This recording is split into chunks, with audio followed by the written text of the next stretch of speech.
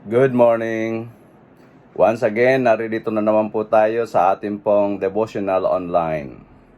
Ang ating pong pagninilay-nilayan ngayong umaga ay hango po sa aklat ng Matthew. Matthew chapter 14 verse 16, and then we will jump to verse 18. I am reading from the New King James Version. Matthew 14:16. But Jesus said to them, "They do not need to go away. You give them something to eat." Now let's jump to verse 18. He said, "Bring them here to me. All praises be unto the Lord for the reading of His word." Panginoon, maraming salamat po sa umagang ito na ibinigay mo sa amin, na minsan pa kami ay binigyan mo ng pagkakataon upang kami ay makapagbulay-bulay sa inyo pong mga salita. Pangunahan po ninyo kami, buksan po ninyo ang amin pong spiritual na mata at tainga ng amin pong makita ng maliwanag at amin pong mapakinggan ang inyo pong mensahe na gusto po ninyong aming makita ngayong umaga. Pangunahan po ninyo ang lahat ng mga administrators ng Quezon City Female Dormitory. Ganon din, Panginoon, ang amin pong mga kapatiran na naririto sa amin pong pag-aaral ngayon sa inyong mga salita. Pagpalain po ninyo kaming lahat. Ito po ang aming dalangin sa pangalan ni Jesus. Amen. Yan. Ano po ang background ng ating pong binasa ngayon? Matthew chapter 14 verses 16 and 18. Atin pong tingnan ang verse 14. Ang sabi po sa verse 14 ay ganito: "When he went ashore, he saw a great crowd, and he had compassion on them, and healed their sick." Ayan. So, dito po, katatapos lamang na pugutan ni Herodes si John the Baptist. At ito po ay dumating sa kaalaman ng ating Panginoong Hesukristo. Kung kaya't siya po ay umalis. Ganda po sila na papaalis papunta sa kabilang ibayo ng Jerusalem. At pumunta po sila doon sa Bethsaida. Yan.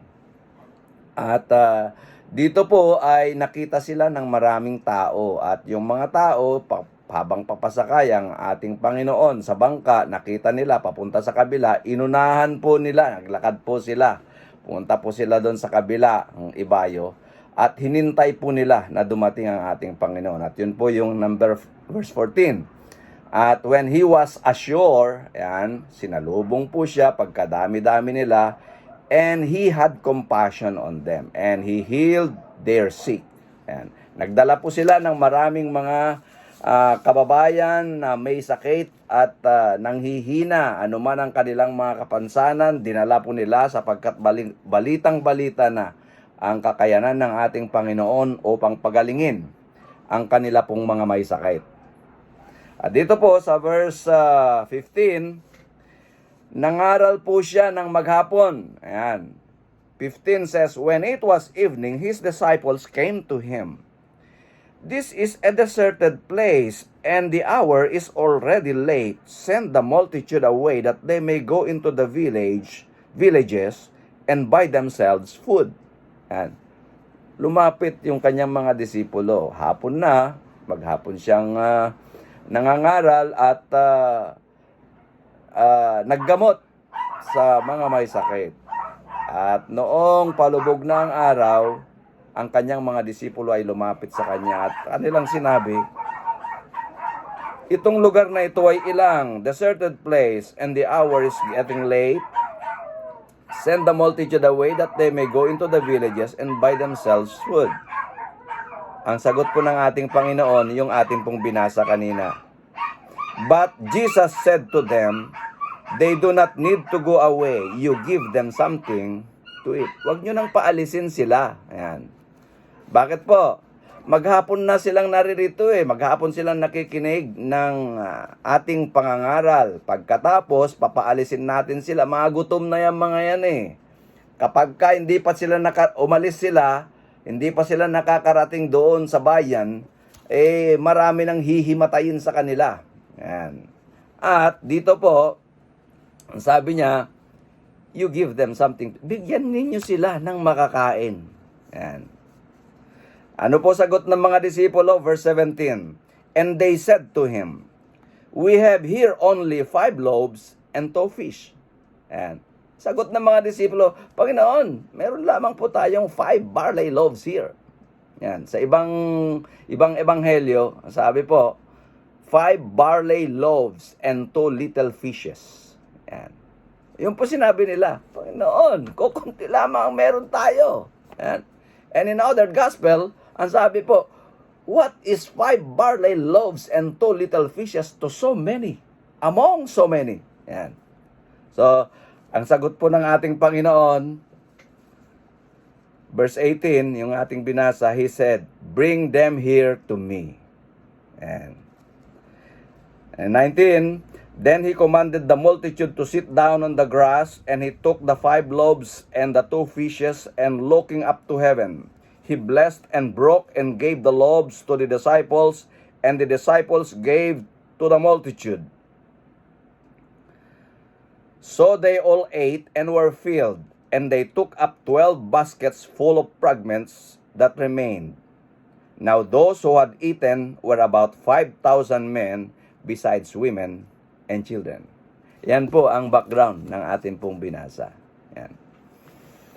Nakikita po natin na dito po, pinakain ng ating Panginoon ang 5,000 men, not counting the women and children who were with them. At dito po, ano pong pinakain?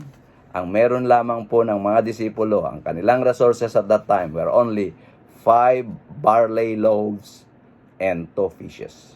2 tiny fishes.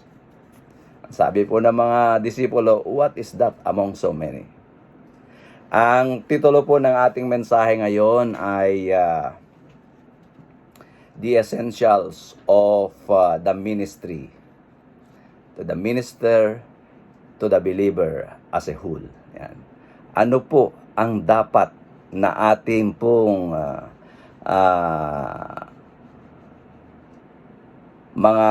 mayroon tayo bilang ministro, bilang mananampalataya para atin pong magawa ang ating ministeryo.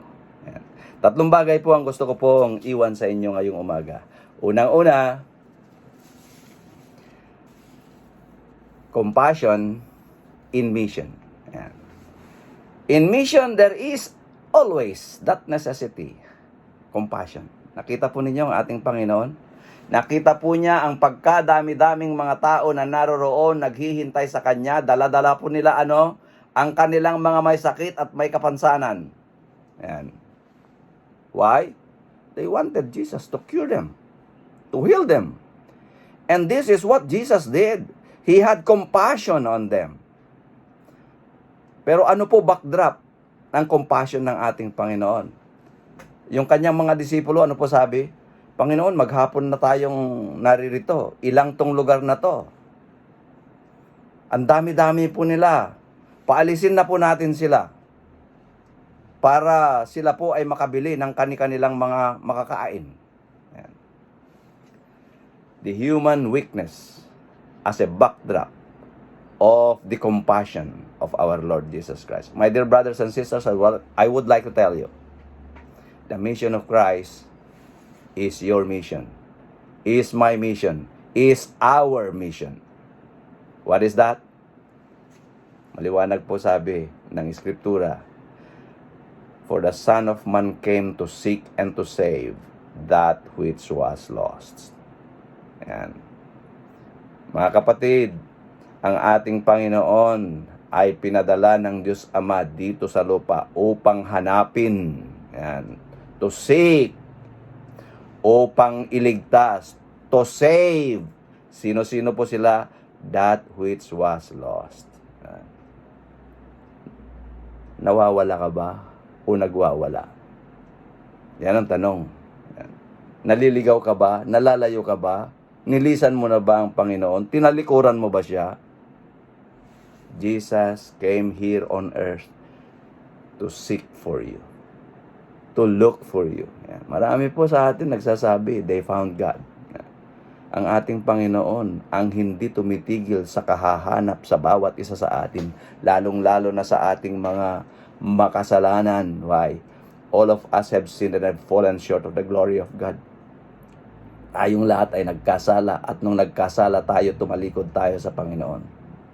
Which is why He is looking for each and every one of us. He is seeking for you. Why? He wants to save you. Are you saved? Mga kapatid, yan ang ating mission.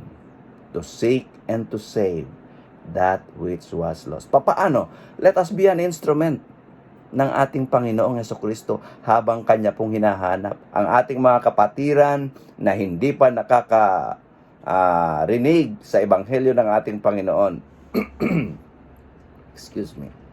Ang ating mga kamag-anakan na hindi pa nakakakilala sa ating Panginoon. Ito po ang ating pong misyon sa ating buhay.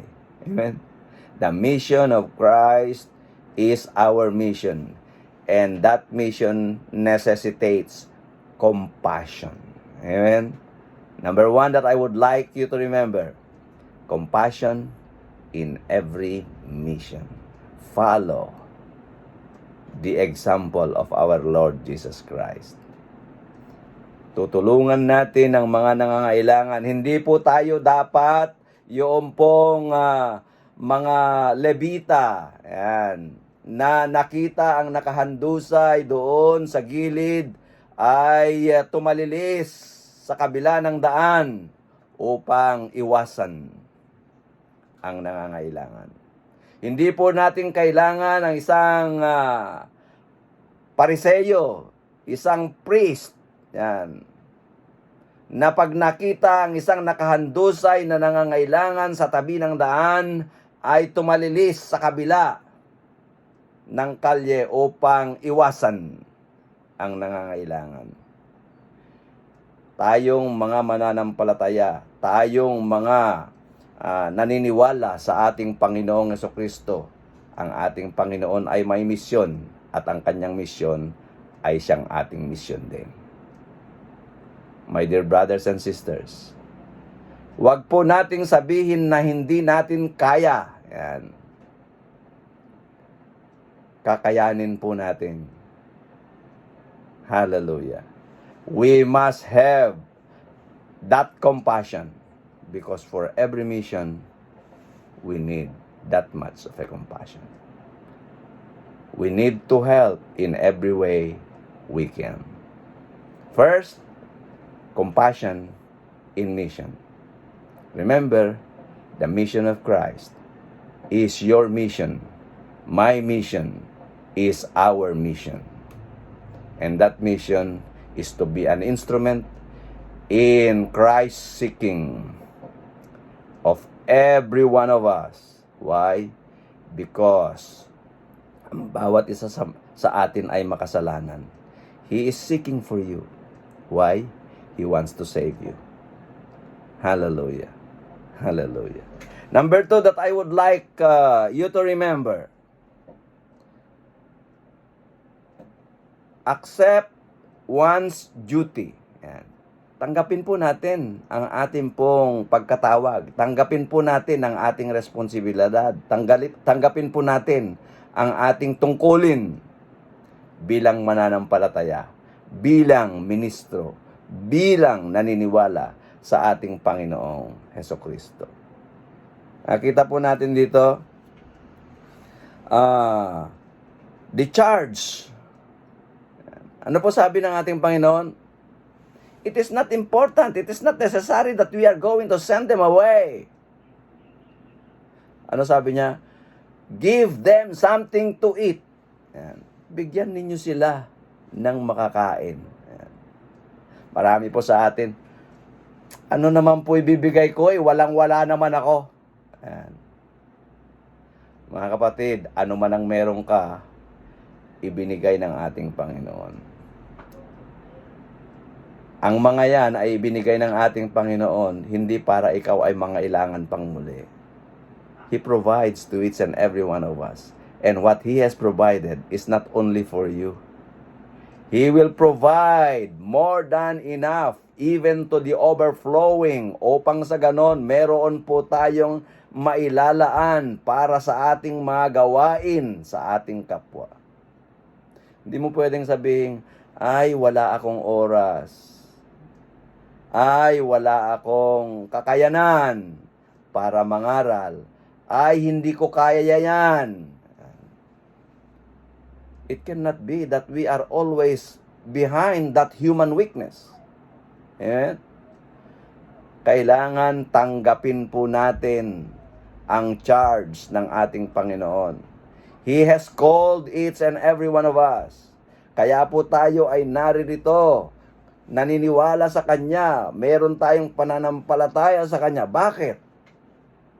Mga kapatid, itong lahat ng ito ay ibinibigay ng ating Panginoon sa atin. It only depends upon each and every one of us how we are going to manage, how we are going to do what we are going to do on those things God has entrusted each and every one of us. Hindi naman tayo pinagkukulang ng ating Panginoon. Amen? Look around. Minsan pagka tumitingin ka sa iba, nakikita mo, ay, mas mabuti pa pala ako kaysa sa mga iba. Yan. Minsan naaawa ka sa iyong sarili, ang iyong sapatos ay butas na. Nakita mo yung iba, walang sapatos, ni walang tsinelas. Hello? Yan. Mga kapatid, when God entrusts you something, alam niya na yan ay pangangalagaan mo at imamanage mo ng pinakamabuti. Hindi lamang para sa iyo, kundi para sa kaharian ng ating Panginoon, para sa ating kapwa din. Hallelujah. Makikita po natin the disciples' humanism, how they realize their inadequacy. Inadequacy not only in their capacity to do things, but including their resources. Nakita po ninyo, ano po sabi nila? Panginoon, gabi na. Ayan. In the other Gospels, ang sabi nga po if we are going to buy food, even 200 denarii would not be enough. Baka mamaya hindi man matingay, hindi man makatikim ang lahat. Ayan. And 200 denarii is already the wage of the ordinary worker for the entire year. Kahit na magtrabaho ang isang tao ng buong taon, yung pinagtrabahuan niya ng buong taon ay hindi man magkasya para ang bawat isa ay makatikim man lamang. Subalit, ano po sabi ng ating Panginoon? Huwag kayong mag-alala. Bring them here to me. Amen? Kaya po, ang ating gagawin, tanggapin natin whatever is that commission, whatever is that calling, whatever is that challenge God is giving each and every one of us. Why? Alam ng Diyos na kaya mo yan. Alam ng Diyos na kaya natin yan. Amen? Why? There is nothing impossible with God. When He sends you, He will provide for you. When He tells you to do it. Why? He is preparing you to do just that. Not only to do it, but you are going to do it in a manner very successful, and you will be doing at the top, the most that you can ever do. Hallelujah. When He sends you, He will equip you. When He sends you, He is going to provide for you. When He sends you, He is going to enable you and empower you. Accept the challenge. Accept the calling God has given you. Number 1, compassion in mission. Number 2, accept the challenge. Hallelujah. Ano po sabi niya? Give them something to eat. It is not necessary that you are going to send them away. Instead, give them something to eat. Yan. The reaction was, Panginoon, kakaunti lamang ang meron po tayo. We only have 5 barley loaves and 2 fishes. What is that among so many? Which brings me now to the third point. First, compassion in mission. 2, accept the challenge. Accept whatever God has called you into the ministry. Yan. Pangatawanan mo, tanggapin mo. Idulog mo sa Panginoon. Amen? Pangatlo, na gusto ko pong sabihin sa inyo, entrust whatever resources you have to God.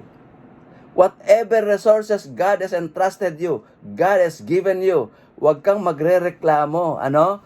Ibalik mo sa Panginoon. Amen? Ano sabi niya? Give it to me. Ayan. Ano po ang eksaktong words niya?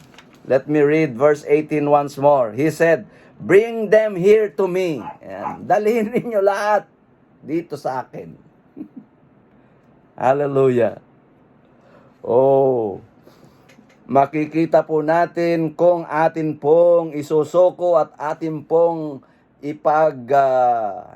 i-entrust, atin pong ipagkatiwala. Gaano man kaliit ang meron tayo sa Panginoon, ito ay kanyang pagpapalain. He will multiply it. However scanty, however small, the things that you have at this moment, if you are going to entrust it to the Lord, He will multiply it several thousand times so that it will be good for a multitude. Amen? Yung 5 loaves and 2 fishes. Ano po ginawa niya? Ibinigay ng mga disipulo, itinaas, siya ay tumingala, nagpasalamat. He blessed them, asked the Father to bless these 5 loaves and 2 fishes. And then his disciples came before him. He started breaking. Yan. The miracle started in the breaking. Break ng break, hindi po ba? Dumami ng dumami, bigay siya ng bigay. Hanggang sa lahat, yung 12 disipulo ay natapos sa kanya. At yung buslot nila, yung kanila pong damit, alam po ninyo yon, yung para pong sutana, yan, mahaba, itinaas lamang, yan ang punong-puno. Gamit-gamit po nila yon.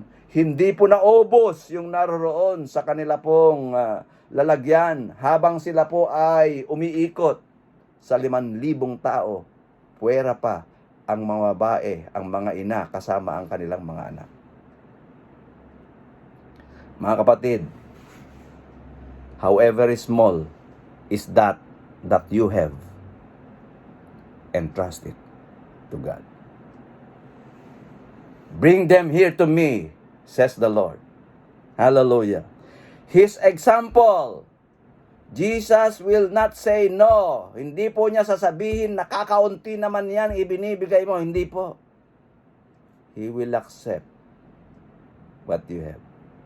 Hindi mo pwedeng sabihin, ay, 10 piso lang tong kaya kong ibigay sa simbahan.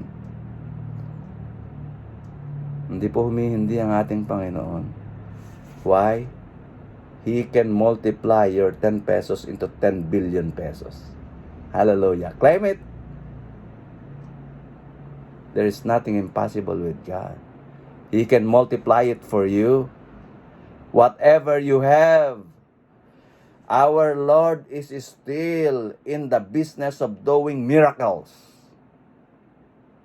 every day in our lives. All that is important is have that faith, believe, and trust Him. However small, your talent may not be that significant. Amen? Subalit kung yung talentong yan ay isinoko mo, ibinigay mo sa Panginoon, kayang-kaya niyang pagpalain yan at imo-multiply pa niya, little do you realize you will already be excelling in it. Hindi po pwedeng sabihin mo, wala po akong panahon. Yang panahon mo, makinig at alalahanin ang kanyang mga salita. Sundin mo is more than enough. Amen? He can bless you with all those things, however small they may be for you. But if you are going to lay it before the Lord, surrender it to Him, and trust Him, He will multiply it for you. More than enough for your need, and even to the overflowing, so that you may be a blessing among our brethren. He does not only take the resources, He blesses them. Amen? And when He has blessed them, He is going to return it to you 1,000-fold, 1,000,000-fold. Amen? Yan. Mantakin mo, 5 loaves and 2 fishes, feeding the 5,000 men, not counting even the women and children. It could very well be 5 times 3 or 15,000. If there are 5,000 men, kasama yung kanilang mga asawa, 5,000 din yun. Tig-iisa na lamang asawa. Ang asawa may dala-dalang anak. Di times 3 na yon. Very well it could be at least 15,000. If there, for every man, merong asawa at merong anak. Sabihin mo, hindi naman po lahat may asawa. Hindi naman po talagang siguro iisa lamang ang dala. Yan. Marami po tayo. Kapag kayong may yung mag-asawa, hindi lang naman po iisa anak. Yan. So, it could be around 10 to 15,000 or even more ang kumain. Ano po pinanggalingan? 5 barley loaves and 2 fishes. 2 tiny fishes. Basta ito ay iyong ipinagkatiwala sa ating Panginoon, God will bless it and multiply it to be able to be a resource capable of feeding even a vast multitude. Hallelujah. Pag ibinalik niya sa iyo, multiplied na. Hindi lamang multiplied, when He gives it back to you, you are ready to use those resources. And it will be good among so many. Hallelujah. Hallelujah. Now, siguro tinatanong ninyo, Pastor, bakit padadamihin lang pala ng ating Panginoon yung 5 barley loaves and 2 fishes? Bakit hindi na lang niya ginawang nakahit na lang yan? Nakabunton na lamang ng pagkadami-dami at sila na lamang ang kukuha. Yan. You know, hindi po ang ating Panginoon ay gumagawa ng mga bagay-bagay para lamang to create yung something spectacular, no?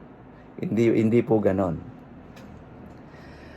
The very purpose kung bakit ito po ay kanya pong ibinigay ng pinagpira-piraso ay upang sa ganun wala pong masayang. Yan. Hindi po dapat Why? Man has a tendency, pag nakita pong napakarami, ano po ginagawa? Sinasayang lang. Kuha ng marami. Pagkatapos hindi naman pala mauubos, hindi naman pala makakain. Itatapon lang. Yan. Hindi po dapat itinatapon. Yan ang dahilan kung bakit ang ating Panginoon, ang sabi niya, take the fragments together. At ilang basket po ang kanila pong naipon? 12 big baskets of leftovers. Yeah. That alone is already a picture, a proof that those 5 barley loaves and 2 fishes have been multiplied, have been greatly increased to cover the multitude, to cover the requirements, the needs for them to be fed more than what they needed. Hallelujah. The part of the disciples were to share. Mga kapatid, tayo po na mananampalataya, ito po ang ating tungkulin.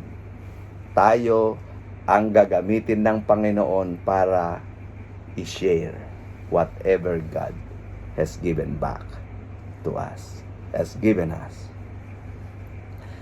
To save. Yan. Hindi po natin hinahayaan na ito ay masayang lang. Ang pagpapala ng ating Panginoon, kinakailangan, inaalagaan at iniingatan din po natin. Let us be thrifty and save it, so that the most that have need ay maipagkakasya po natin. Amen?